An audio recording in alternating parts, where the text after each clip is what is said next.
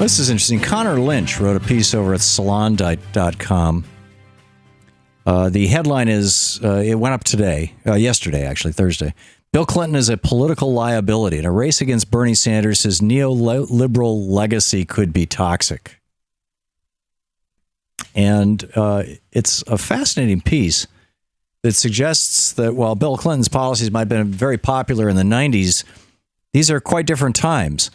And arguably that his policies were not at all progressive in the 90s, that they were simply, get along, go along with the banksters kind of thing.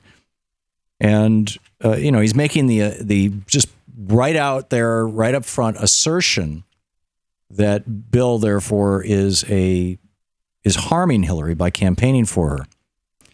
I always wondered back when he was campaigning for Hillary 8 years ago against Barack Obama and made comments that many people of color took offense to, something like, I don't remember his exact words, but it was to the effect of, he's a black guy, so he's got the black vote locked up, which absolutely was not the case.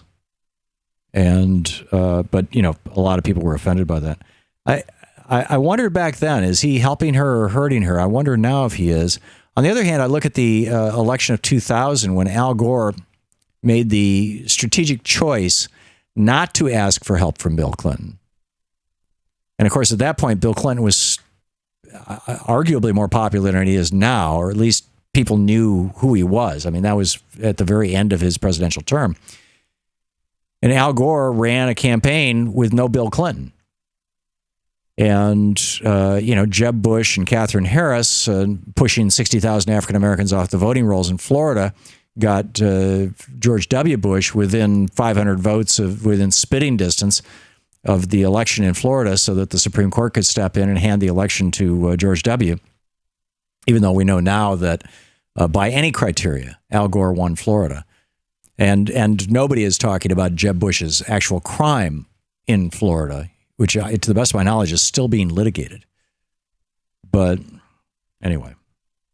So I'm curious, do you think that Bill is going to help Hillary or not? I honestly don't know. I think that probably he's helping her, but I could be wrong. I just don't know.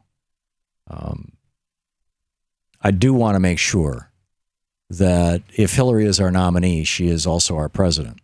On the other hand, I also want to make sure that if Bernie Sanders is our nominee, he is also our president. So we'll see where this goes. Martin O'Malley, I don't think he's got a chance. They just announced that you've got to have 5% to get into the next debate, which is going to be in a couple of weeks. And Martin O'Malley is not pulling 5% anywhere except in Utah, I believe, in one state. And so he's going to have to start working really seriously to hang on to that. And it may evaporate as time goes on. We'll see. Or it may strengthen.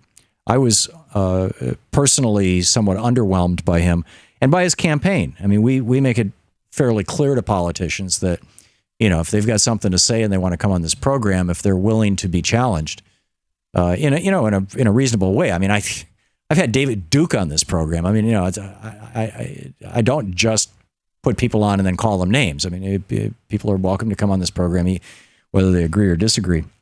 But Mr. O'Malley has not been back, and Mrs. Clinton has not taken the opportunity at all. So, which I think is unfortunate. To watch more clips from our programs, hit the Watch More Videos button over here. And please be sure to hit the handy-dandy subscribe button so you'll always be up to date. Tag, you're it.